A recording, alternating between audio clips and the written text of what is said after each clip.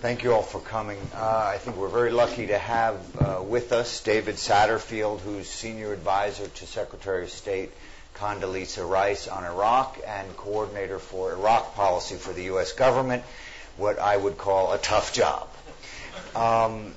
David has had a lot of tough assignments. The last time I think we ran into each other professionally in government, you were ambassador to Lebanon, putting together the U.S. effort there for the United States. So he's had a number of tough assignments over the years. David has just returned several days ago, I guess about 10 days ago, from Iraq. And I think the most important thing for all of us is to get an assessment from you of how things are going there and whether we have any prospects for improvement. Well, Jamie, the circumstances in Iraq are extraordinarily challenging. They're challenging for reasons related to the internal dynamics of that country, external dynamics as well. And I think if we dissect a bit what are the concentric rings of issues, we can get a bit better sense of what do we mean by success, where do we, the U.S., stand, where do the Iraqis stand in terms of movement forward. And I'll give you a little bit of a context for that. We've just concluded, some 2 weeks ago, 2 ministerial level meetings in Sharm el-Sheikh.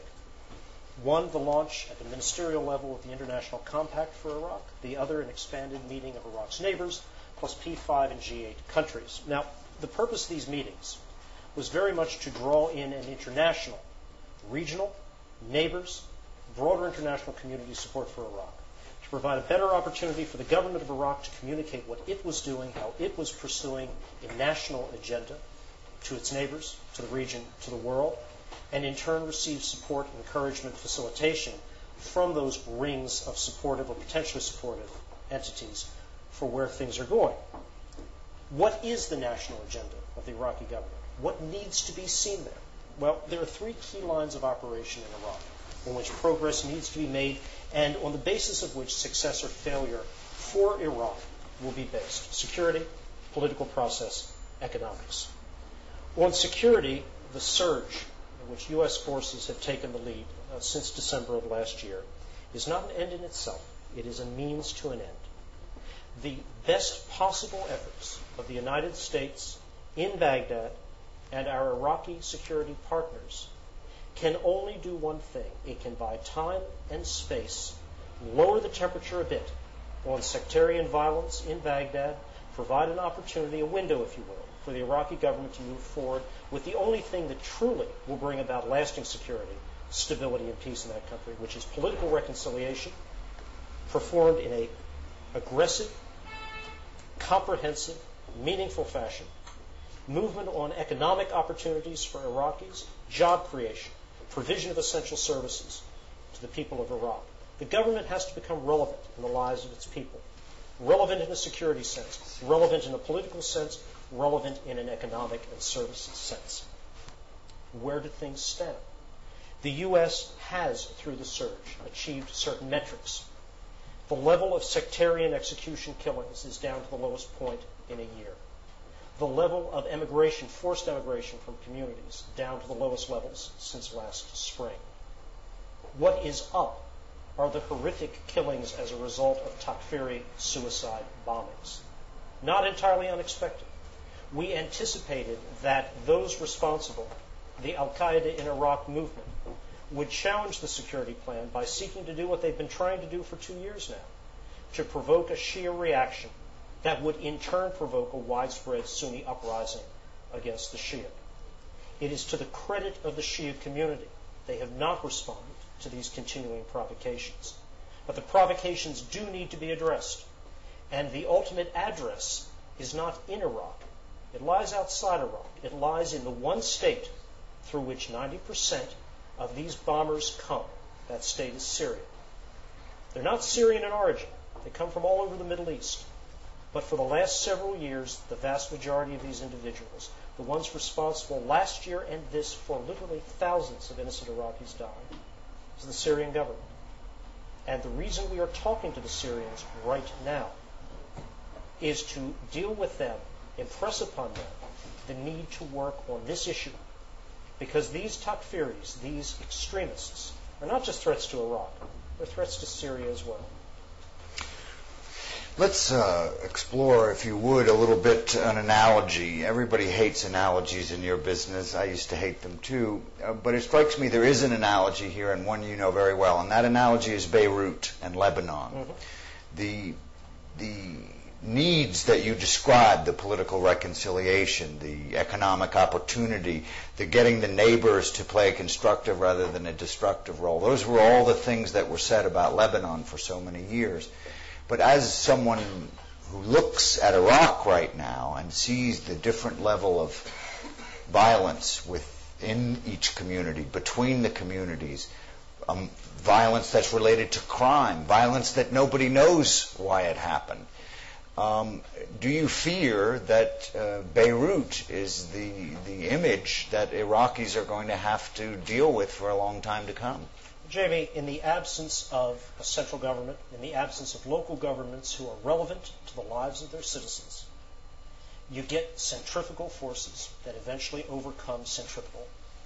We don't believe the people of Iraq, in fact, we don't believe the leaderships, plural, Sunni, Shia, Kurdish, of Iraq, want to see separation, want to see partition, want to see the breakup of the state.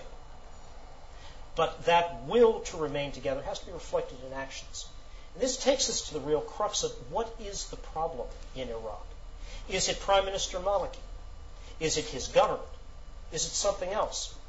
Peeling the onion. Clearly, the Prime Minister is responsible as head of the government for acting as a national leader. The agenda he puts forward and executes has to be a national agenda, not a sectarian, not a partisan agenda, but national, on security issues, even-handed treatment of all those engaged in violence and threats. On security, a clear commitment to making Iraq's security forces in which all Iraqis, Sunni, Shia, and Kurd, can find solace, can find protection, not threat. On political issues, a government committed to moving forward on comprehensive reconciliation reforms. What do we mean by that? Well, we mean two things. First, the mechanical parts of political reconciliation. Hydrocarbon law. Iraq must maximize its ability to exploit its oil resources. It needs a good national hydrocarbon law that distributes its resources on a fair basis to all Iraqis, that allows all Iraqis to profit as they should from that country's primary foreign currency earning sector. A de-Baathification reform that brings back into national life, civil and military, individuals excluding only the most senior levels and culpable levels of the Ba'ath Party or those individually responsible for crimes. Progress on constitutional revisions that make the Constitution more attractive to Iraq's Sunni community, more reassuring to that community. A meaningful, and this will be especially important for our British listeners, DDR process, demobilization, disarmament, reintegration of militias and armed groups, and an amnesty proposal that brings an end to this conflict. All of those are elements of reconciliation. But Jamie, even if the best progress in the world were made on these mechanical, structural elements, they won't have life unless they're empowered, unless they are vitalized by a national will, a national consensus on the part of all Iraq's political leaders to move forward in a common direction. That national vision is lacking. Too much effort is focused on individual agendas, particularist agendas, not enough on a national agenda. And Iraq is suffering as a whole from that. Two procedural announcements. One, we're going to have a brief continuation of this discussion with David, and in about 15, 20 minutes I'm going to open it up for questions, so please save them, and when we get to that, we'll talk about that a little further. Secondly, as a favor to Mr. Ambassador Satterfield, I'm not going to ask him any questions about how we got to where we are, because there's a limit to what we can expect him to be able to answer, especially in a public forum. There have been many books written about the disaster in Iraq, the catastrophic decisions made in the first several years. I'm not going to ask him those questions. You're welcome to, but I suspect he won't be able to offer much new. So what we're going to try to focus on is today and where we go from there. Now, you described as an objective. You described all the things that you want to see happen. And then you said, but it's up to the Iraqis. There's a sense of many people in Washington that the Iraqis are going to be used as the excuse for withdrawal and failure. That a time is coming where Republicans and Democrats are uniting only on one thing, that the Iraqis are not living up to the demands of the international community and particularly the United States. And my question to you, David, is given what you've seen of these people and their ability to govern under the conditions they're having to operate, how high a probability do you assign to the idea that they're going to be able to put through a new oil law, they're going to be able to disarm all the militias, that they're going to be able to have a de-Baathification law that's going to pass their parliament that only barely can get any laws passed? These are tall orders. They're part, obviously, of the new consensus in Washington between President Bush and the Democrats.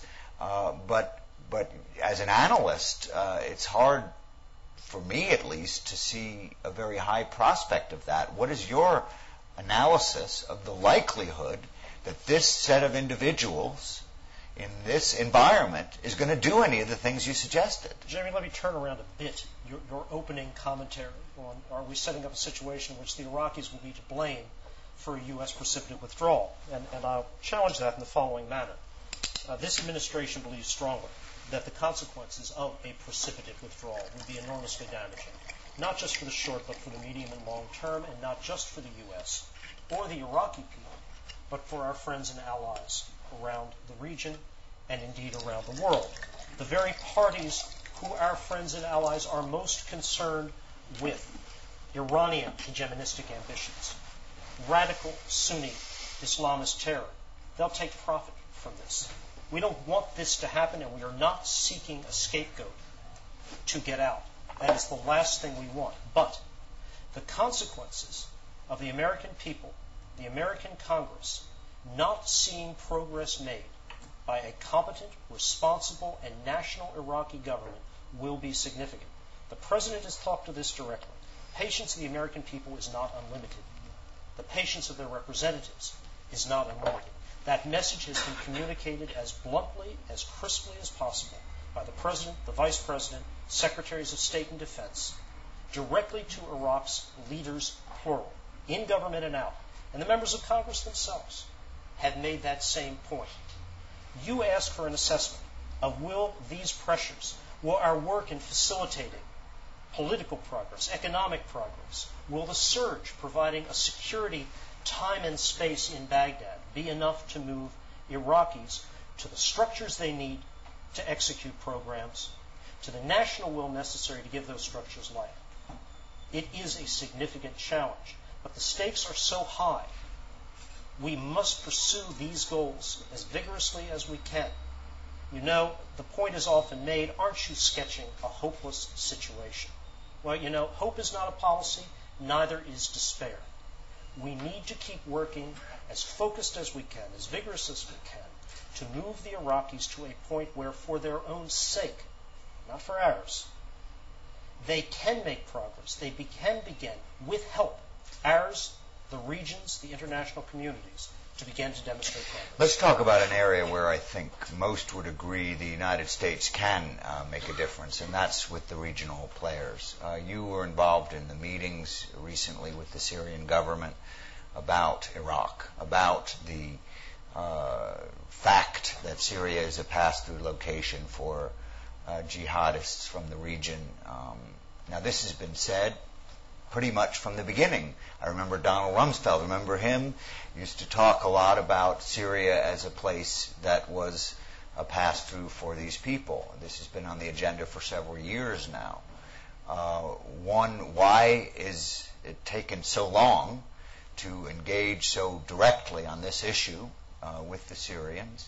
And number two, what prospect do you hold for the Syrians interfering with this whatever you call it, Ho Chi Minh trail of terrorists into Iraq?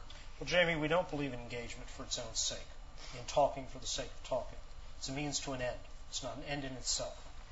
We believe the Syrian government, over the past year, has grown more aware of the threat posed to them by the presence in their country of these jihadist elements. Look, the experience of narcotics transit countries, the experience of Pakistan in transit of terrorist elements is that you don't stay a transit country for long. Eventually, you turn into a country of users and providers. Narcotics, terror. It becomes a home problem, not just a pass-through problem. The Syrians are clearly more concerned than they have been about the domestic implications of these individuals entering their country, staying in their country. Not all of them go across to Iraq. Some have a very different focus. We believe the moment is appropriate in both our countries' interests, Syrian and U.S., as well as Iraqi, to see progress made on this focused issue. Now, obviously, the Syrians have broader agendas. They would like a better relationship with the United States. We understand that. But that relationship has to come through a very specific door, and that door is concrete progress, demonstrable progress on this issue of suicide bombers coming across. So would we offer Syria direct incentives or deny disincentives to Syria if they make progress here? Are we offering a better relationship if they achieve this, and what are we offering? Clearly, Jamie, if there is progress made on this point, it will have an impact on the relationship as a whole. But you've got to get results. This truly is an issue of seeing tangible outcomes, not just inputs, not just talk. And if the Syrians do want a better relationship with the United States, as they say, if they want to end a bit their isolation, they're going to have to move on this. But this is very much focused on Iraq. That was the context for the discussions which we held in Sharm el-Sheikh. It will be the context for the discussions that we may have if the Syrians and we can both agree on format, content in the future. Could you give us, to the extent possible, examples of how one would verify such a change in policy? Would it be airport monitors, where the Syrians are often seen as their airport is the pass-through for Iraq? Would it be border monitors? Would it be what methods would be used to ensure that there would be a substantial change in the pass-through of these terrorists? Well, first, Jamie, we know very well who crosses that border, and we know the relative flow rates. We know where the people are coming from. We'll see the results when we see them, and we've seen the absence of such results over the past years. In terms of what's happening within Syria, the Syrian government is very aware of the presence of these people. And you know, in the past, we had a very cooperative intelligence relationship with the Syrians. That's something we could talk about again. The point is, on this issue, we know and they know when a change has been made. The other country that has been in the news recently in this regard, and again, I know your mandate is limited to Iraq and the effort we're making to improve the situation there, is the discussions the United States and Iran have had and are about to have more intensively about Iraq.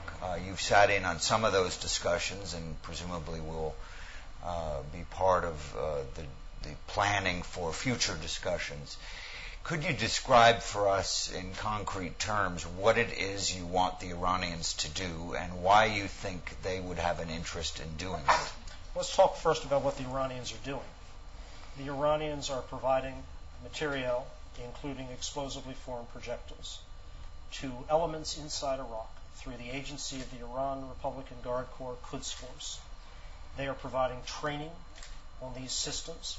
They're providing accurate and advanced rockets, which are being used to hit our military and civilian facilities in Iraq. These are unacceptable activities, and we will act in a focused, coherent manner to protect our people and to protect our forces.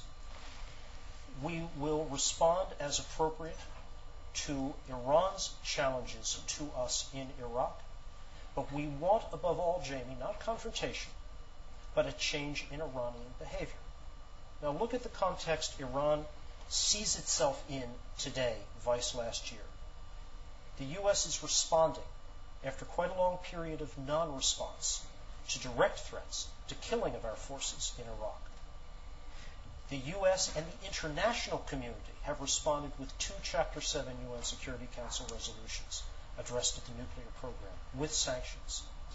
The U.S. has demonstrated a willingness through our military posturing in the Gulf to protect, if necessary, our friends and allies in that region. This is not a situation which is to Iran's advantage to see continue. And we hope very much that Iran has a motivation to see changes made in its own behaviors with respect to Iraq. Now, we're prepared to discuss these issues with Iran, with the awareness of the Iraqi government. This is not a negotiation over the head of or around the Iraqi government. This is about protecting our forces. It is about stabilization in Iraq. We hope it can be productive. But as with Syria, Jamie, this is a results-based dialogue. The talks which Ryan Crocker will launch with his Iranian interlocutors later this month need to produce progress. We are not interested in talking for its own sake. So the talks that have to make progress would include these projectiles, would include Jamie, arming and financing? First item on our agenda is protection of our people, military and civilian, against a threat which is the direct product of Iranian government activities with Iraqi groups. Will we talk to the Iranians about more general political links between the Iranian government and the various Shiite groups? We want to see solid, constructive relations between Iraq and all of its neighbors, and that includes Iran and Syria. We believe there is a positive and constructive role for all of Iraq's neighbors in Iraq. But the role that Iran has been playing is not one that contributes to its ostensible goals, its rhetorical goals, of a stable, peaceful Iraq, a positive participant in the region, not a source of destabilization. If that's what Iran believes, it needs to act on that. You've described your objectives, the American objectives. The Iranian president and the Iranian supreme leader have described somewhat of a different agenda. If I recall correctly from my reading of the papers today, it was to help the United States get out of the mess it created for itself. What are you expecting to hear from Iran in these talks? You know that talks are a two-way street. You're not just going to hear what you want spoken. What demands, what discussions, what ideas, what thoughts are you expecting from the other side? Well, first of all, we're a little less concerned about what Iran's leaders say publicly than what happens in private discussions, and we are less concerned with that than we are with what happens on the ground, practical steps. We hope very much Iran takes advantage of this opportunity to act in a manner which avoids further confrontation, which actually does bring Iran into a regional consensus in support of a stable, peaceful Iraq, and Iraq for all Iraqis, Shia, Sunni, and Kurd. That would be a very positive step. Will it happen? Let's see what takes place. Did the United States play any role in seeing that Iranian personnel had their situation improved when British sailors were taken hostage? In other words, was there a broad-based effort of any kind by the United States to arrange a improvement of the Iranian personnel? No linkage whatsoever. So we didn't take any steps to urge the Iraqi government to clarify the status of Iranian personnel? No linkage whatsoever, Jay. So when the United States goes to a meeting like this, in the old days we used to dictate, at least during the Rumsfeld era, we used to say, here's what we want.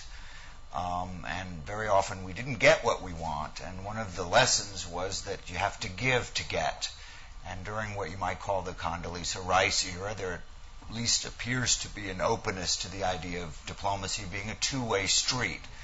Can you suggest to us what it is that the United States will place on the table in this discussion with Iran that they will want? Well, I think you have to look, as I went through, the context of Iran's concerns about where it finds itself in the world right now. On the nuclear program, increasingly confronted by an international consensus. With respect to its regional ambitions, increasingly confronted by a unified regional front. In Iraq, challenged by the U.S. over its threats to U.S. forces, friendly forces, innocent Iraqis. Criticized by the Iraqi government itself for its behaviors. It's not a good posture to be in. We would hope that Iran would want to take the opportunity to improve relations not just with us, but also with Iraq, with its neighbors, with the broader international community. But I'm not going to spell out for you the content of what will have to be, as you put it, a diplomatic discussion. But I will make one point here. It's relevant to the Syrian discussions. It's relevant to the discussions with Iran. The United States is not going to trade or put on the table fundamental values, fundamental positions with respect to Iraq, in the case of Iran, with respect to Lebanon, or the International Tribunal with respect to Syria. There's not going to be a deal made at the expense of Iraq and its sovereignty, or Lebanon and its sovereignty. And we've made those points up front very clearly. We're here in Europe right now. Are you satisfied with the role that European friends and allies, members of NATO, are playing in Iraq? Here you have the United States in a hot war, soldiers dying every day, dozens sometimes. We've reached thousands of American soldiers dead, no prospect of that ending anytime soon. And we're all alone, more or less, other than the British. Has the United States given up on the idea that any of its NATO allies will help? Jamie, we're not alone. That's simply a mistake. I said more or less. No, and I would argue not more or less. There is still a robust coalition of political support, of military support. We are the lead party, no mistaking. But the coalition does remain, and it remains active in training, in economic support, in political support and engagement. The neighbors process, the compact process, were both products, tangible products, of international cooperation, which the Europeans played a major role. Our dialogue with, our partnership with the UK is particularly strong, but it is not unique amongst NATO countries. We see a commonality of interest and a commonality of concerns in Iraq which continues, as well it should. And we see a broader interest on the part of the region. Skepticism about the challenges faced by and the willingness and ability of the government of Iraq to respond to our sectarian vice national agenda. True, but a genuine recognition of the consequences of failure in Iraq. These things are not going to go away, and we are not alone, more or less or more, on these issues. Well, I'm surprised to hear that you're satisfied with the level of contribution of our European allies. If we can hand out after we're done here the military contributions of some of our allies, and I think you know that it's a very small percentage. But let's not get bogged down in what constitutes help from our allies. Are you satisfied that they are doing enough? We believe the consequences of failure in Iraq are important not just for the United States, but for Europe, for the region, for the broader international community. Iran, to take one aspect of these broader interests, is active in Iraq not just to pursue an agenda with respect to Iraq. That certainly exists. But to use Iraq as a demonstration point, a projection point for much broader issues. What happens with respect to confronting, constraining Iranian ambitions in Iraq has a reflection on Iranian ambitions and intents elsewhere, including on the nuclear program.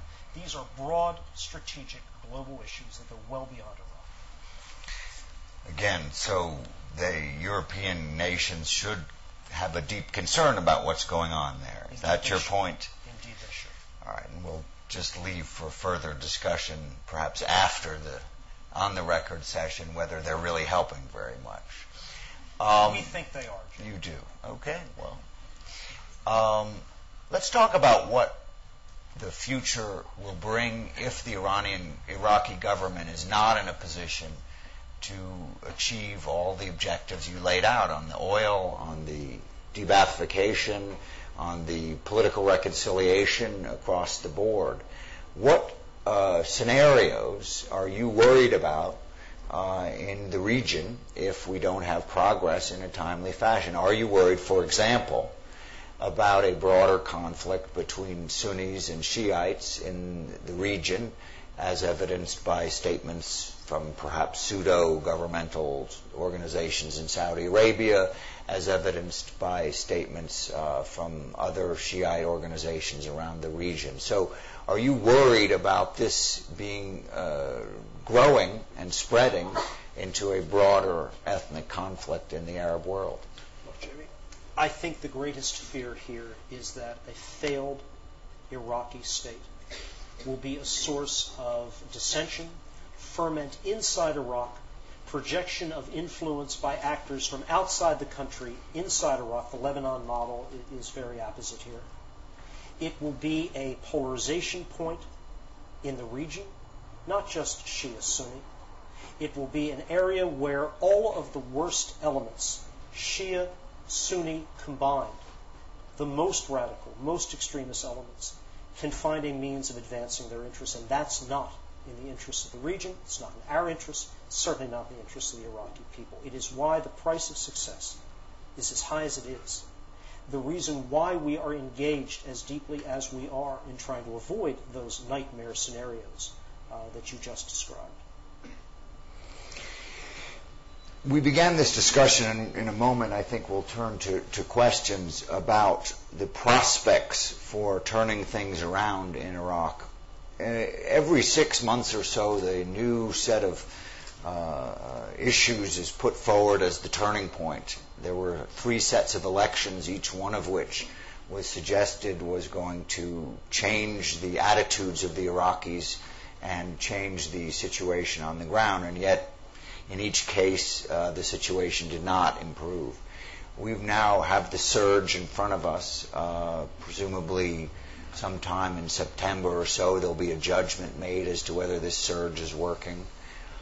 At what point do we acknowledge that we are not able to affect these fundamental changes that you say need to be made by the Iraqis? What is the deadline for concluding that American policy needs another adjustment? Obviously, we are going to look to the recommendations, the judgments made by Dave Petraeus, by Ryan Crocker, when they brief us, the administration, when they brief the Hill in this fall. We will have to make conclusions based upon that assessment. We hope they are positive assessments, or assessments that give some room for hope, for progress forward. And I'm not going to outline at this point the what-ifs, the plan Bs. So the moment you do that, plan B becomes plan A. The moment you do that, the moment you set a deadline, and this is why we have opposed the setting of arbitrary deadlines, timelines, as clearly as we have, is every party begins gaming their behaviors towards and beyond that new deadline. This is not a way you conduct a military campaign. It's certainly not the way you conduct a diplomatic campaign. We are working to try to see a positive outcome and a positive assessment. We are mobilizing the resources we have as a government, that our friends and allies in the region have, the resources the Iraqi government needs to bring to bear to provide a very different kind of assessment than the very dark one that you just postulated, come this fall and beyond. And let's keep focused on trying to make this plan a success, rather than addressing today, here's what we'll do if it fails. Finally, before we do go to our questions, David, you have a tough job. You're trying to keep optimistic, keep hopeful about a pretty grim situation. Do you understand why those who don't have your job, whose job it isn't to be optimistic and to cheerlead this effort, aren't so optimistic? Well, Jamie, I would reject personally the charge of cheerleading on this. I think that's a very unfair description of what has been a very clear-eyed and, I think, bottom-line assessment of the real and stark challenges confronting internally. I meant it in the nicest possible way. Progress in Iraq. Because we've got to be realistic about the situation. The stakes are simply too high. But as I said before, while hope is not a policy, neither is despair. We've got to work, all of us. The Iraqis must work on a reasonable timeline. Now, do we understand why the American people, the British people, are concerned about what is happening in Iraq? Do we understand why the Congress is concerned about the situation in Iraq? Of course we do. We see those images on television too. And you know, Jamie, Americans and I suspect Britons, don't distinguish when they watch TV between this is Sunni insurgent killing, this is a sectarian death squad killing, this is a Takfiri bomber killing. They don't make those distinctions. They don't look at 1,300 years of Shia grievances against Sunni or 300 years of Sunni grievances against Iranians or Persians. They see Iraqis killing Iraqis and Arab young men and women caught in the middle of it. And an Iraqi government that appears to them either unwilling or unable to address the situation, and they ask why. That is a very realistic assessment, and we do understand it. And we have impressed upon the Iraqi leaderships that they ought to understand it as well and understand the consequences if those images don't change. Very good. Turning to the audience, if you would identify yourself when you get the microphone, that would be great. And please, if you could ask questions and not make statements. Yes, we have a limited amount of time, yes, and that would be great. Always appreciate it. Yes, I'm going to ask a question, but preamble to my question is... No, we'd really like to set a good precedent right up front, so please ask a question. You can't ask a question without some sort of background to the question as such. Now, whenever you mention world community, Anglo-US community, only 90% of the third world disagree. One of the big problems of Americans and British involvement in Middle East right from the beginning, in Lebanon, in Mossadegh time and all that, has been a problem. For my simple mind, I'm a very... Sir, we really don't want a speech. Sir, we really would like you to ask a question, please. You see, I am a simpleton, you see, not understanding the intricacies of diplomacy and politics. But any common sense, you see, man, Iraq is adjacent to Iran and Syria. Their geopolitical position. Why on earth you've not taken, you see, their views even before invading, like a bullying China shop, not understanding culture, any ill-educated soldier? How are you going? I think the problem is your troops. They should be out, as Iranian says, with Iranian and Syrian agreement. They should come out immediately. Okay, so the question, David, is should American troops be withdrawn right away? You know, Jamie, every poll taken in Iraq shows two overwhelming majorities. One, foreign forces should leave. Second, equally large majority amongst every community in every place in Iraq, they should not leave precipitously. And if they were to leave precipitously, violence at an even greater level would result. With consultation with Iran and Syria. But you know, in their probation. Sir, you omit one salient actor, the government of Iraq. They are all stooges of yours. That, sir, is not a question. Excuse me. We'd like to move on over there, please. And I would just point out that they've been elected in an election widely seen as free and as fair. Thank you. Good evening, Ambassador. Paul Adams from the BBC. If I could be greedy and ask two questions. It's been about 6 months or so since Mr. Hadley's well-leaked memo, which cast some doubt or shed some light on the misgivings the administration felt at the time about the Iraqi Prime Minister, the direction he was taking, the suggestion that perhaps, it was difficult to know, but perhaps he was actually acting according to a rather sectarian agenda. It sounds from what you're saying this evening as if 6 months on, you're still asking yourselves, what kind of man are we dealing with here? Is he up to the job? Does he share our objectives? Okay, that's one. That's question one. Question two, and at the risk of sounding like a terrible, naive so-and-so, but you say not interested in dialogue for dialogue's sake with Iran and Syria. But, you know, here you are in a situation where you desperately need that dialogue because your soldiers are being killed, essentially. And isn't it a source of regret that some kind of dialogue didn't exist before, which might have helped right now?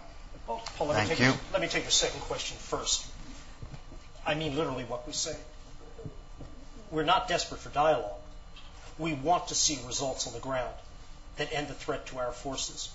We want to see results on the ground that produce an end to the killing, the massacre of innocent Iraqis at the hands of these Takfiri suiciders. That's what we want to see. And it's not our desperation. The Iraqi people want to see this as well. Now, if discussing these issues produces tangible progress on these points, that's what we're for. That's what we're engaged in. Why wasn't this done before? Because the circumstances in which these discussions and the results we hope to see from these discussions will flow is not what it is today in terms of who is demandeur, who is not, where relative perceptions of strength and weakness lie.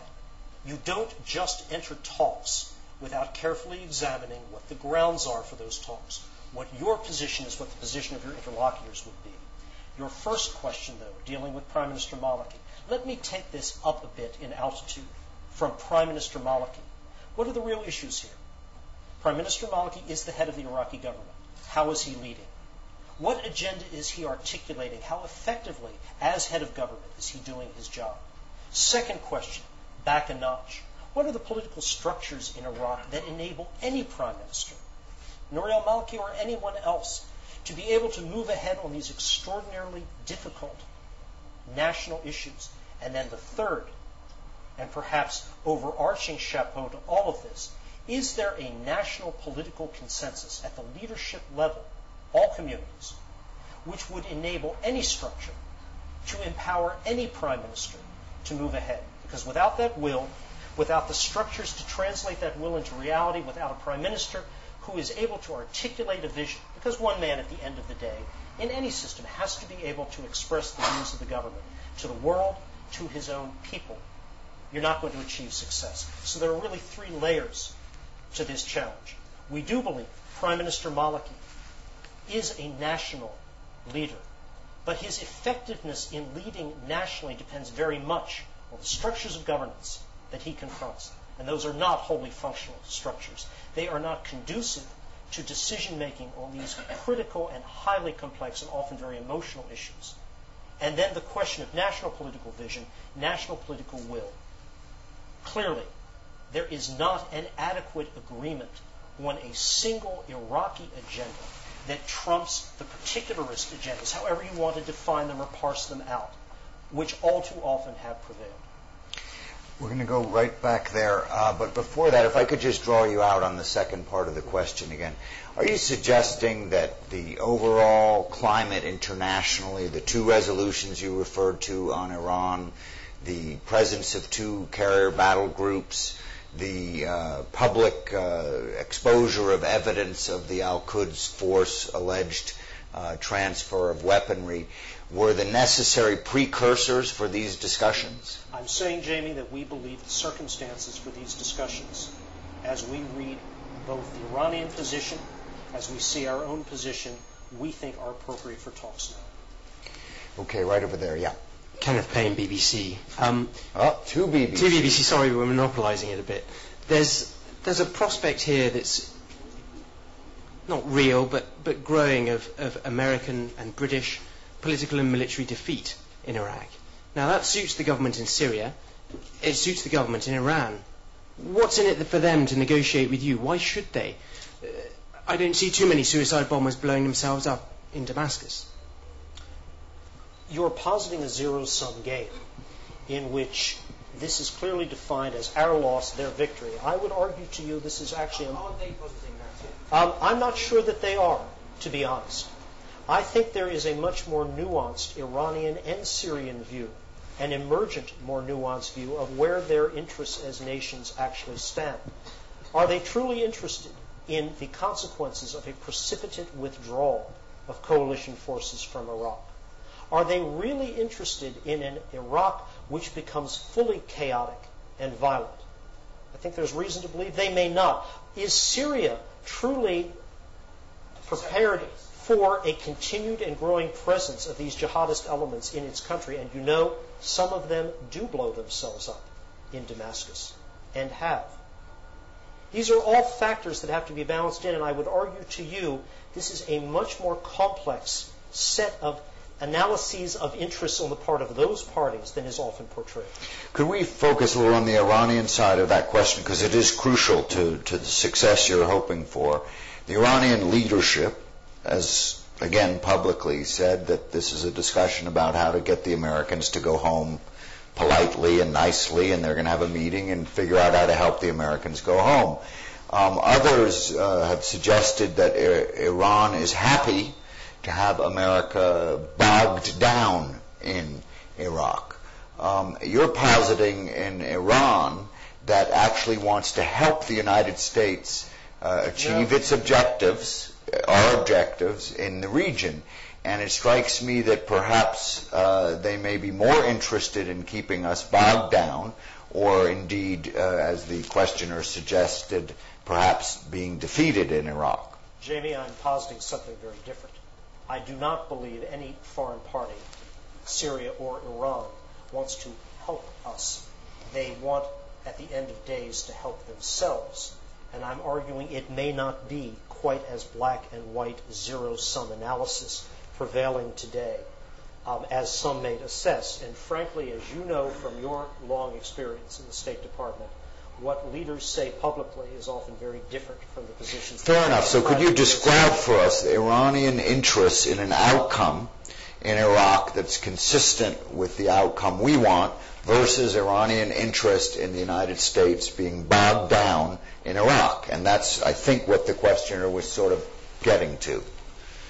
I would argue the possibility that there may be sufficient mobilization and motivation now on the part of the Iranians, to see progress made on the critical issues of interest to us. First and foremost, protection of our people, an end to that direct Iranian threat. Because we have resources at our disposal as well. And Iran clearly knows that. The international community has resources available which were never mobilized in the past, but which have begun through the Chapter 7 resolutions, piece by piece, I would argue, to begin taking bites at Iran. Don't view Iran as an unchangeable monolith. I think that's not an accurate portrayal. Yes, on Iran. You want to introduce yourself, please? Sorry, 1 second. We'll come right back over there. Just 1 second. It was on Iran on the same topic, plus she's my wife. There's an ethical issue here, Jim. We'll get into that later. Just because it's on Iran, I'm Christiane Amanpour from CNN.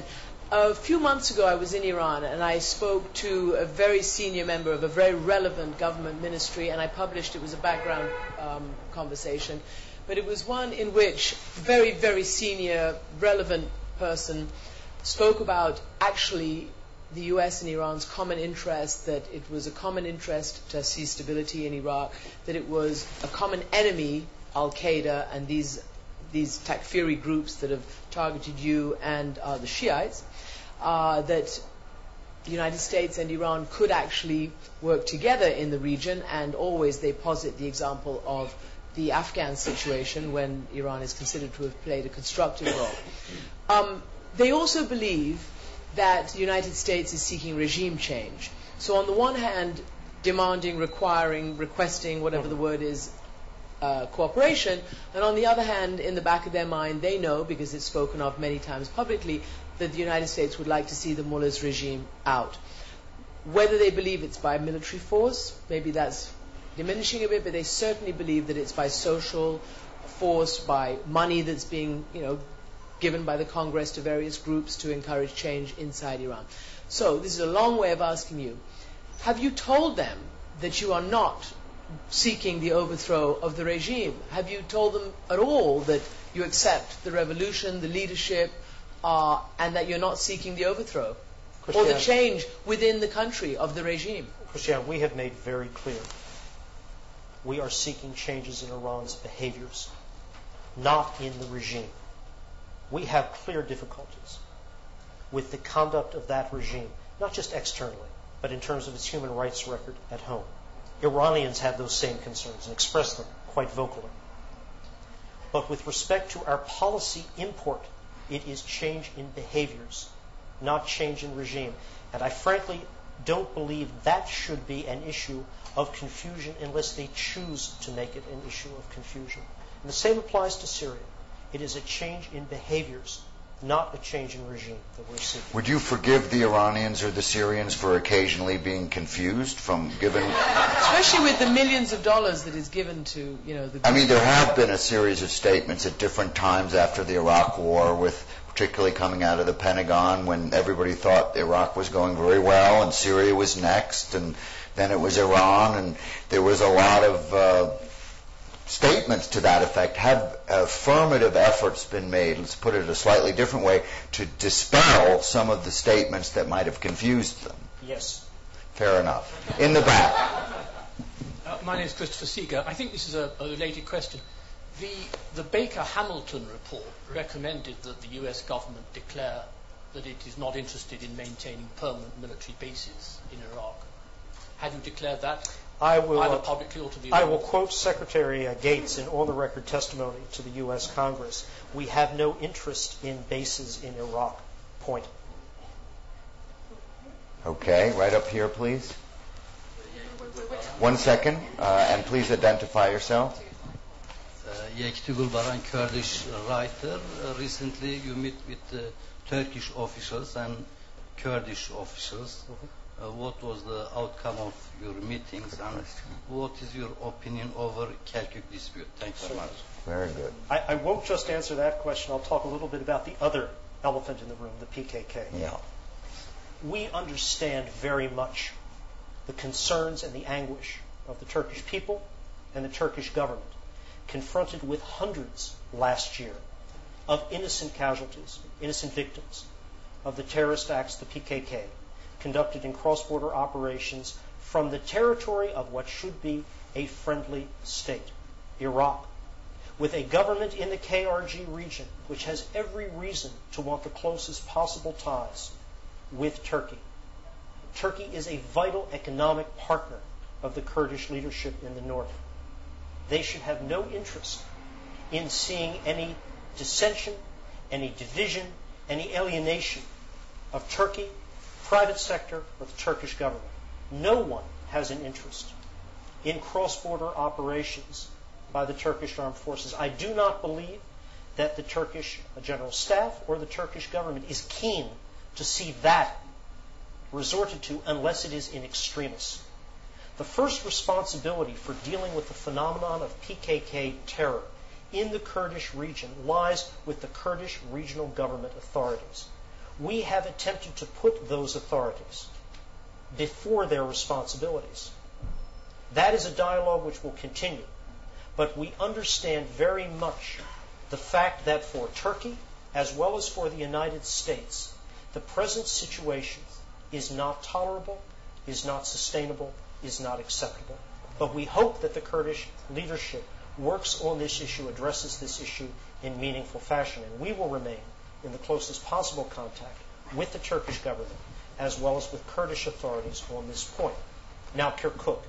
The Iraqi constitution provides a framework for resolution of the issue of Kirkuk. At the end of the day, this is a sovereign Iraqi issue for Iraqis to decide. But on this issue, as on many other issues in Iraq, we believe the best possible resolution is a resolution which advances rather than sets back the cause of national unity and reconciliation.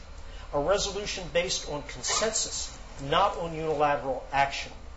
And above all, a resolution which builds confidence and does not produce confrontation. And one other point. While this is a sovereign Iraqi issue, the friends of Iraq, including the United States and Turkey, have a right to express their views. One follow-up, yeah. The Kurds arguing that Turkey used PKK and Kirkuk issues as an excuse to destabilize Iraq. Is this policy not against USA interest and policy? We reject wholly any interpretation of the Turkish government's policy or actions as intended to destabilize Iraq. And I note the quote that you made. I believe the Chatham House report made such a determination of fact. We believe it's simply wrong. We believe Turkey is a partner of Iraq. Its conduct demonstrates that partnership. It is not aiming at destabilization. Destabilization would first and foremost produce an even greater threat to Turkey and to Turkish interests. A little elaboration as well. General Ralston, an American general, former Supreme Allied Commander, has been assigned the task of trying to discourage this from getting worse.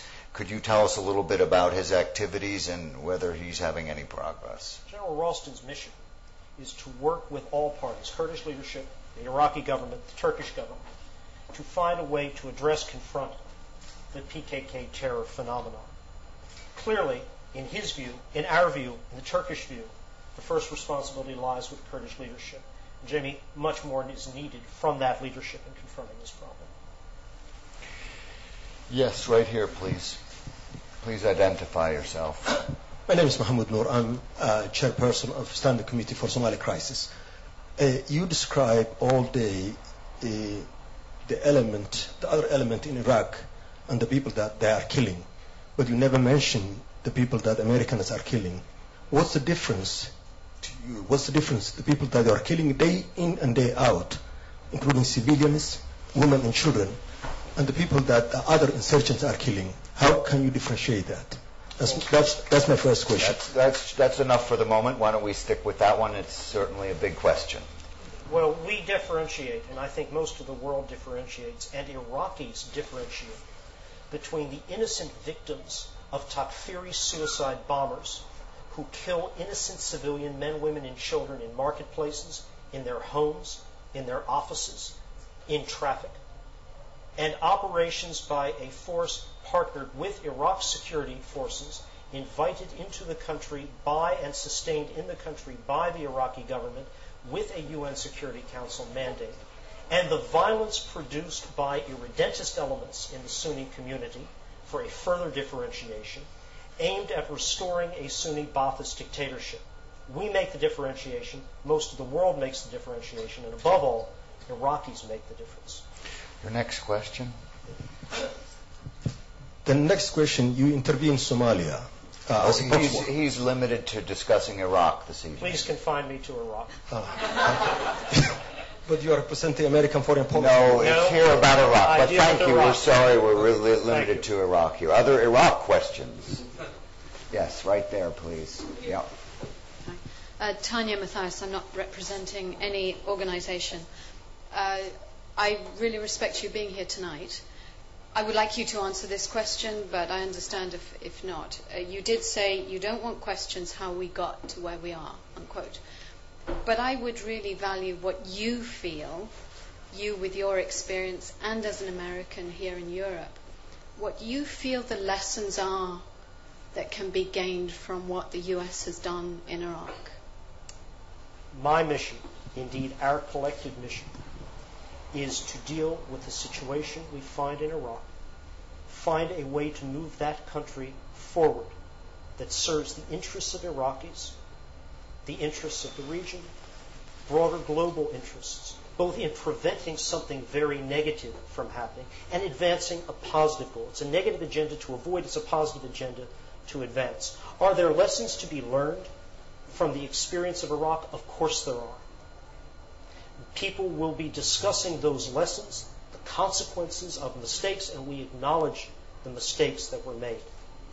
But to endlessly look back at this moment to address what did happen, rather than addressing how best to move forward, taking into account what did go wrong, what wasn't done right, unexpected and unanticipated consequences, I think, is for this moment more of a chore for historians than it is for those actually engaged in policy.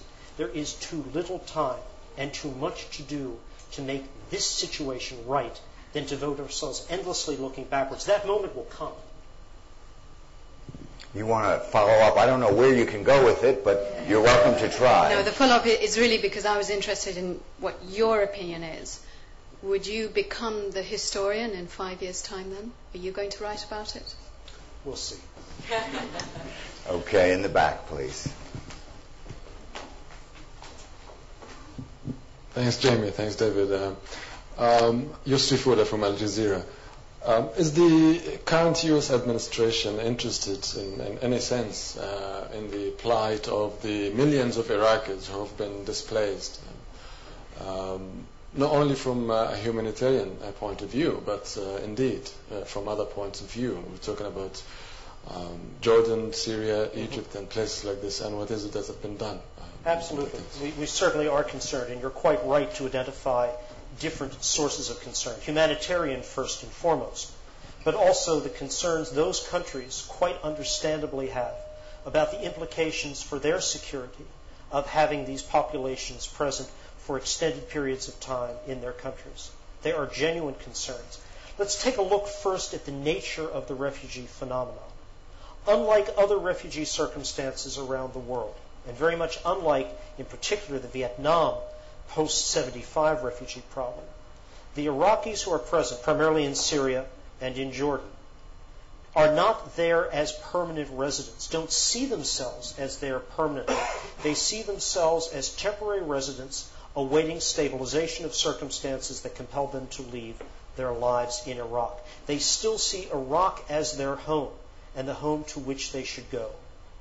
But over time, history teaches us, refugee populations begin to see themselves as permanently dislocated, either in countries of first refuge or countries of secondary and tertiary refuge, if the situation in their point of origin does not stabilize.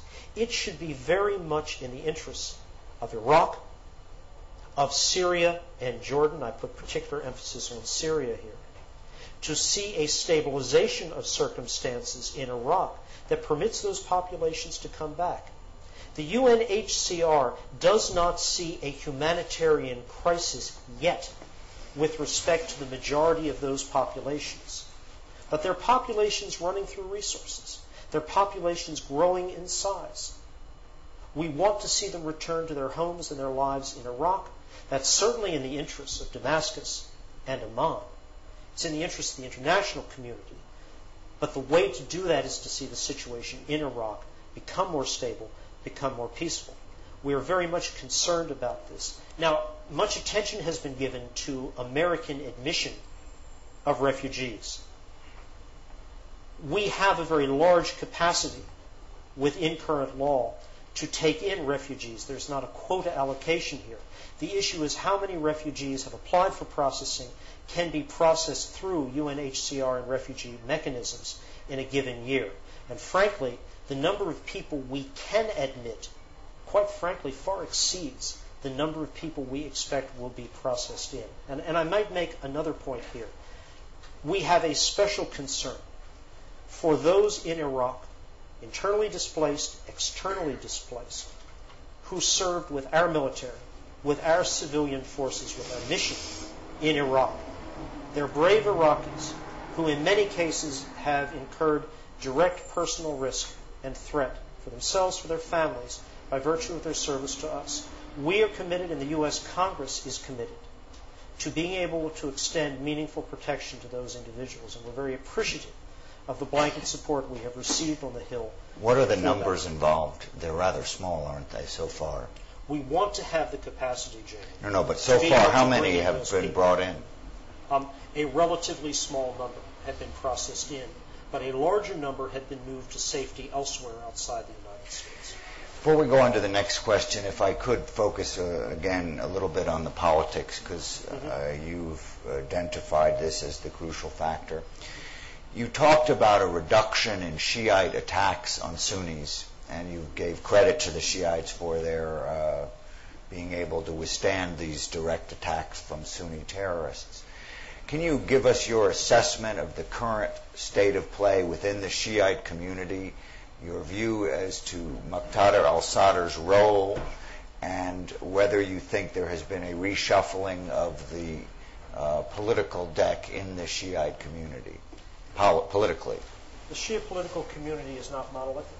It's made up of many members. They have very different views on some critical issues. There's no one single Shia political view of the issue of federalism, for instance. Abdulaziz Hakim and Skiri have one position. Muqtada al-Sadr has another. The Dawa parties in Fadila have still a third. That's a healthy thing. It's a positive thing. Muqtada al-Sadr, for quite a while, that movement, the political Sadrist movement, the military Jaish al-Mahdi, were looked upon as monoliths, indomitable monoliths. They dictated behaviors to Nouri al-Maliki and his government. Well, Muqtada made a critical error in late November of last year when he pulled his forces out of the cabinet and out of the parliament in protest at the Prime Minister's meeting with the President in Amman, Jordan. He brought those same elements back into government about 60 days later, having achieved nothing except a demonstration that he didn't have the votes within the Shia coalition, didn't have the votes within the parliament to affect the behaviors and the policies of the government. That was an important point. And then something else happened. Prime Minister Maliki and his security forces, backed by others in the Shia coalition, began moving against elements of the Jaish al-Mahdi, who had hitherto been untouchable, who were engaged in violence and engaged in intimidation. Joint operations were conducted even in Sadr City, which had been a no-go zone for so long. That was an important development as well. Now, is the Sadr movement still a significant factor in Iraqi life? Well, to the extent that it represents what in other Arab states can be called a movement of the dispossessed, yes, it certainly remains a street political factor. But in terms of the Jaish al-Mahdi as a military force, the Sadrist movement as a political force which cannot be challenged, cannot be touched, I think a very significant and a very positive change has taken place, and the Prime Minister deserves significant credit for having led those efforts. So you will argue that this weakness is permanent now, or is it something you still worry about? I would only note that there is a change, a real change, in what had been perceived as a monolithic set of structures who could not be challenged. Others? Yes, over there. One, if you'd wait for the microphone, please. Thank you.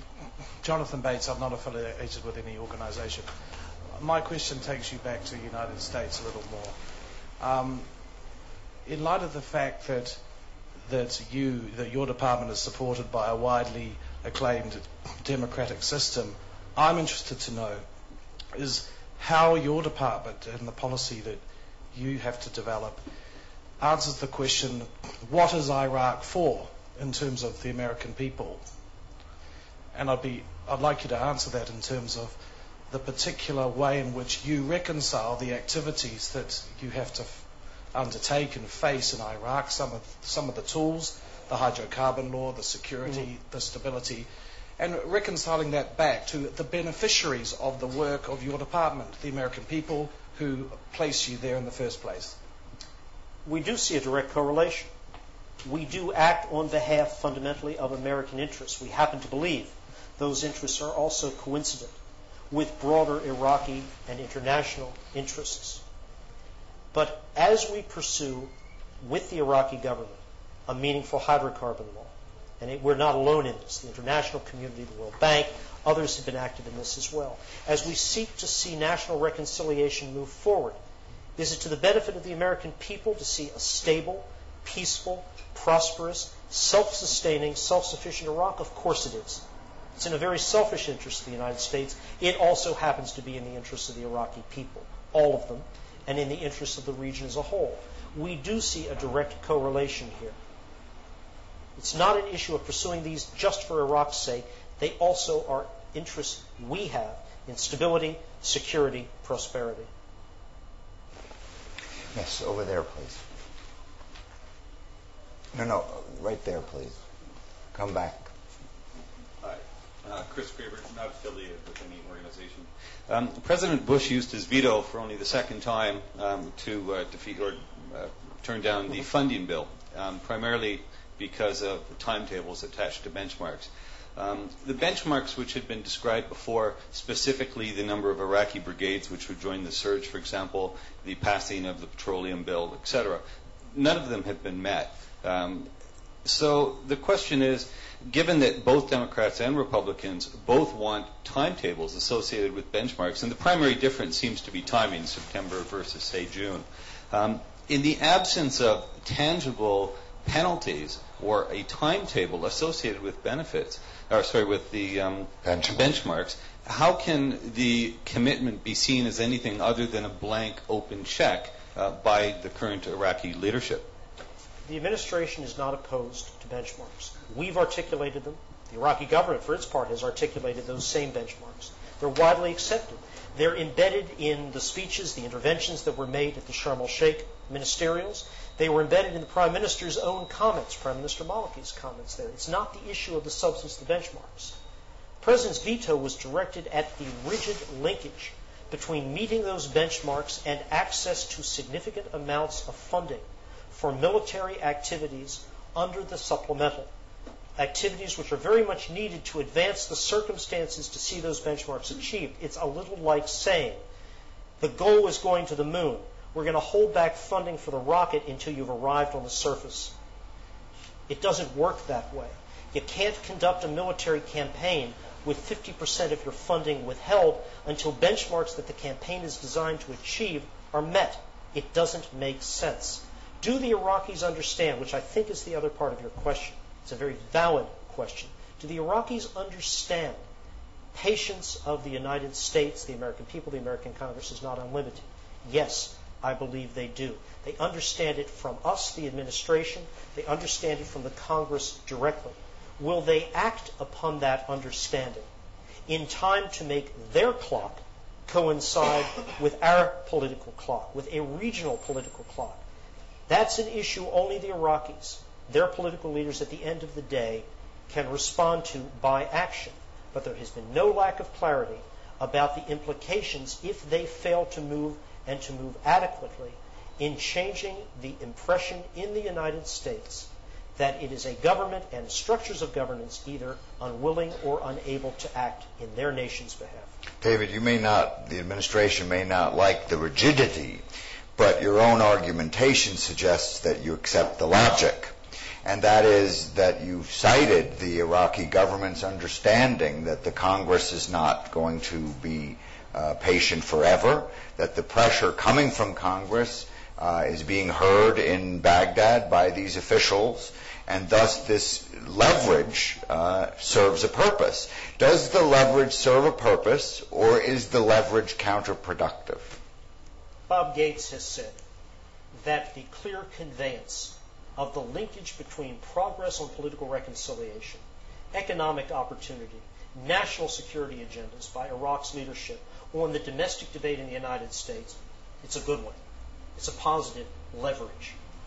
But the explicit linkage of significant portions of funding for our forces to the achievement of those benchmarks is something we cannot accept.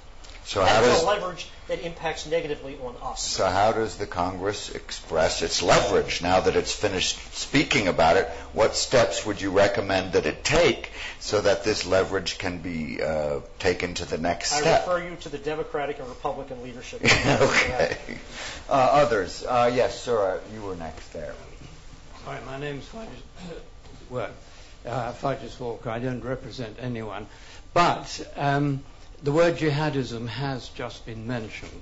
Does the United States see any connection between international Islamic jihadism, to use a shorthand, and events in Iraq? And does it have any philosophy for dealing with that? Well, certainly. This Takfiri movement, jihadist movement, Al-Qaeda as an embodiment, a structural embodiment of this strain of extremist Sunni thought, is not confined to Iraq. It's an international phenomenon in the Arab world, broadly projected in the Muslim Sunni world as a whole. Yeah, there are clearly ties here. We've always said Iraq is not the only confrontation point or point of emergence of this phenomenon. You can find it globally. You find it in North America. You find it in Latin America. You find it in Europe and in Asia. Yes, it is an international phenomenon, but it is a phenomenon which is exceedingly dangerous, first and foremost, to the interests of the Arab world itself and to the Muslim world. These are threats to stability, to prosperity, to normal life in those countries, as well as a projecting threat to us, to the broader non-Islamic, non-Muslim world. David, you talked about this pipeline. You've been very specific about it in Syria. Can you make any assessments? Have your own experts made assessments to you whether there are more of such people as a result of the Iraq War? Clearly, the environment in Anbar province, in the other confrontation areas in and around Baghdad, provides a fertile ground for these elements to establish themselves and to project their influence on an Iraqi scene. What we do not want, Jamie, is A, that influence to expand, B, we don't want a projection outward from Iraq against the region, against the neighbors of that country, or against the United States or our friends and allies more broadly around the world. We want to see the environment in Iraq become one in which those elements do not have the ability to capitalize upon Sunni disaffection, upon lack of meaningful government presence and authority, lack of a political reconciliation process. And we believe that successful movement by the Iraqi government on security, political and economic tracks will indeed steadily drain the ground on which this movement and its Iraq phenomenon thrives. Perhaps in this regard as well, you've sat through these discussions in Sharm el-Sheikh and elsewhere where governments, Jordan, Saudi Arabia, Kuwait, and others who face this threat or perhaps are not taking all steps necessary to deal with this threat, whichever camp you're in. Can you describe to us perhaps their expressions of concern, their fears about what direction things are headed in that part of the world with this chaos in the Sunni areas? There is a profound concern on the part of Iraq's Sunni Arab neighbors about two issues. First, the ability of Iran to project its own negative, hegemonistic ambitions in Iraq and through and beyond Iraq. Secondly, a concern about the growth of what you might call jihadist or takfiri Sunni terror and extremism as threats they feel at home. We understand these concerns, but we believe the way to respond is by supporting moderate elements in Iraq, by giving validity and legitimization to the post-Saddam institutions of governance, the democratic institutions of governance in Iraq, and not being ambiguous about their legitimacy, about sending a clear and unequivocal message to the Sunni Arabs of Iraq who are engaged in insurgent violence, and tell them two things. Your violence is killing the future of your community, your children, and it is contributing to the growth of takfiri terror. And that's a threat not just to you, it's a threat to us, and it needs to be stopped. I feel like I need to push you a little bit on this. We've heard about the reaching out to the Sunnis now for pretty much 3-4 years of this war. Can you describe to us any progress in this area? Can you describe any change of heart, any political movement of the Sunni leadership in Iraq towards moderation, towards trying to shed the al-Qaeda in Iraq elements from their regions, and towards perhaps a compromise and acceptance of the fact that they will lose what they used to have? The situation in Anbar province, as those of you who followed the famous Marine Lieutenant Colonel's intelligence report late last summer, looked pretty hopeless to the world. That situation has changed. It's changed as a result of a reaction by local Anbari tribal leaders in Ramadi and the western Euphrates Valley to the effect on their lives, their people's lives, by both al-Qaeda violence and insurgent violence. The situation around Ramadi, west of Ramadi, is much, much calmer today for Iraqis as well as for coalition forces because of this incipient Iraqi response. And that's something that we want to encourage, we want to sustain, and we want to support. Now, I will be very careful and very cautious and very conservative in extrapolating from unique circumstances in the western Euphrates Valley to circumstances more broadly in Baghdad and around Baghdad. But it is, Jamie, a positive reaction. It is a move which has produced concrete results in the direction of moderation and a significant lowering of violence. Do you mind if I just follow up on that? Please. I heard you say a couple of times things like, 1,000-year-old conflict, Sunni, Shiite, this and that. I mean, similar things that we heard during Bosnia. Oh, this is a terrible civil war, nothing can be done about it. But most of the Iraqis that I talk to do not talk of this in terms of religion. It's not about Sunni versus Shiite. It's about power and disempowerment. It is viewed by the Iraqis that this is now a Shiite nationalism, a Shiite nationalist group who've been empowered through numbers and through the backing of the United States of America. And that it has not been significantly viewed by the Sunnis that they have been, as Jamie put it, reached out to. So, I mean, the things you're describing are sort of local reactions to the violence.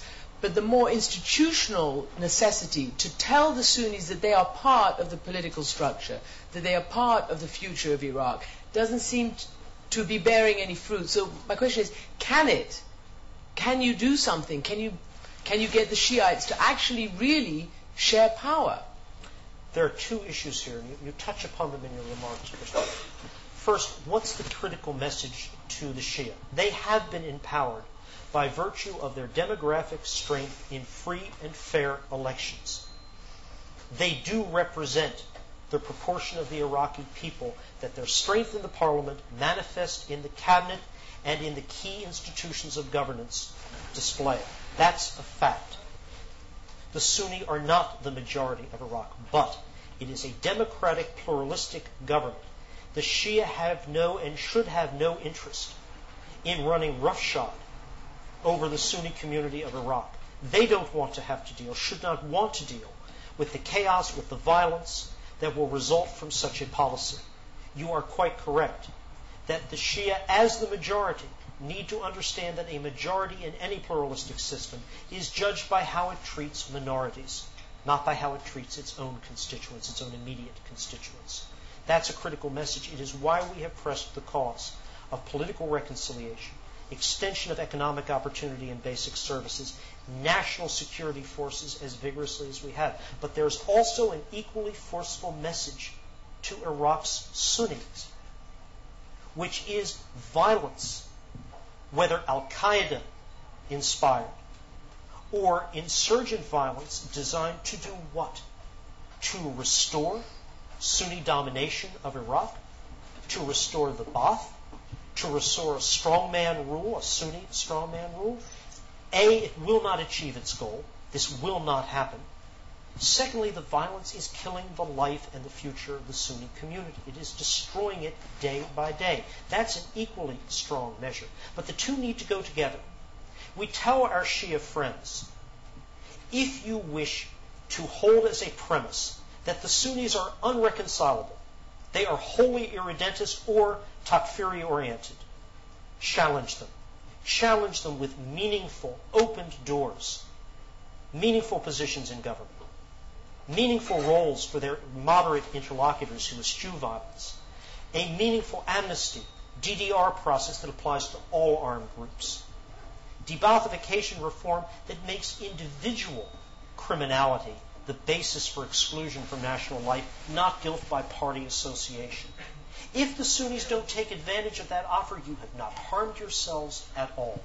So why aren't they doing it? And to the Sunnis, take advantage of the opportunity. But because there is a parallel message, Christian, I want to make that clear. It is not just sufficient to talk this way to the Shia. To the Sunnis, you need to take advantage of the opportunity to participate. You need to constructively engage in governance. You are so fragmented, so divided. The moment one spokesman steps forward and presents a position, he is rhetorically undercut instantly by another 20 Sunni interlocutors who claim he speaks for no one. This doesn't serve your interests. The tragedy of, one of the tragedies of Saddam's Ba'ath was it was the only Sunni political organization. And when it fell, the Sunnis had no way of bringing themselves into national political life or deciding how you do that. That's where we get into a little history, the de-Baathification. But we're not going to focus on that. We have time for a very, very short final question in the back from Al Jazeera. Thanks, Jamie. David, I'd like to take it from Jamie's last question, perhaps from a slightly broader perspective, because in my own conviction, it's the core issue still.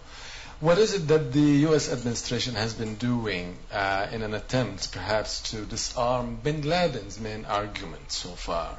Because everywhere I go as a journalist in that part of the world, I see that the vast majority, even though they don't agree with the question of how bin Laden expressed whatever stance he stands for, still a great majority believes in the question of what? I mean, I'm mentioning one main question, for instance, the Israeli-Palestinian issue, the issue of corrupt Arab regimes. For the last year or so, the U.S. administration has been flirting with the Muslim Brotherhood. How far is this, and how serious is this? These are big questions, far beyond your mandate, but go ahead. Well, I'd be tempted to open up by saying, well, despite the prominence given by Al Jazeera to Osama bin Laden, but that wouldn't be fair. That wouldn't be fair. The answer to your question is the best means of undercutting the vicious, divisive, obscurantist message of Osama bin Laden is to see in the Muslim world, in the Arab world, social, political, and economic justice advanced. And it is to confront rigorously and without pause those who would use terror to advance their goals. And I state those as two separate objectives. I don't believe for one moment Osama bin Laden is motivated by a true desire to see the Palestinians helped in achievement of their national goals. His vision for the Middle East is a wholly dark, obscurantist view of reestablishing some vision of a Sharia dictatorship, a caliphate, which would be inimical to the interests of virtually everyone in the Middle East, save his followers. His use of terror and advocacy of terror and violence to achieve that goal has to be confronted stock and root. But advancing the causes of justice, democratization, social, economic, and political in the Middle East has to be an objective of all those concerned with the future of that region. We don't have any time left, but before we thank David for a full and complete effort on Iraq, I just want to take a very brief stab at your lessons of Iraq question as an American in a former administration who can say things perhaps that a State Department official in the current administration can't. There are lessons to be learned from Iraq. And one of the lessons is that intelligence is not flawless, and that sometimes very convincing evidence can turn out to be wrong. I believed there were chemical and biological weapon stocks in Iraq, not because I was in favor of this war, but because I had been briefed on it for 10 solid years by the intelligence community, by honest people who made a mistake. So one of the lessons is that intelligence can be flawed. Another lesson is that nation building is an extremely difficult enterprise, and one shouldn't engage in nation building without a commitment at the highest levels of government from those in power to believe in it. And I'm sorry to say that Condoleezza Rice and Colin Powell and Donald Rumsfeld had a history of never believing in nation building, and were probably the wrong three individuals to be in charge of the largest nation building exercise in the modern era. Thirdly, listen to your soldiers who tell you how many troops you need, and be very, very wary of refusing to accept their suggestions about how many soldiers you need. That doesn't mean you always listen to the military, but it means be really wary of making that kind of a grand judgment that we could accomplish a mission with 75,000 troops that other military officers thought needed hundreds of thousands. But I hope the lesson won't be that there is never a place to intervene to stop a brutal dictator from ruling forever in a country like Iraq.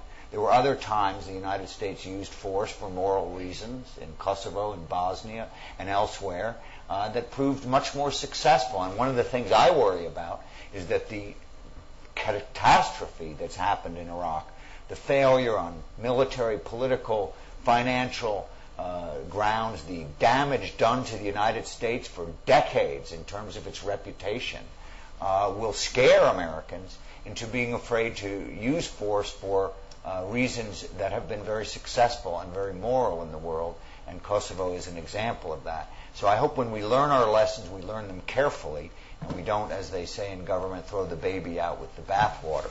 But having said that, let me thank you, David, for, again, as I said earlier, a very, very tough job to deal with the toughest subject in the international affairs area right now, and doing it very forthrightly. Thank you very much. Thank you, Jamie.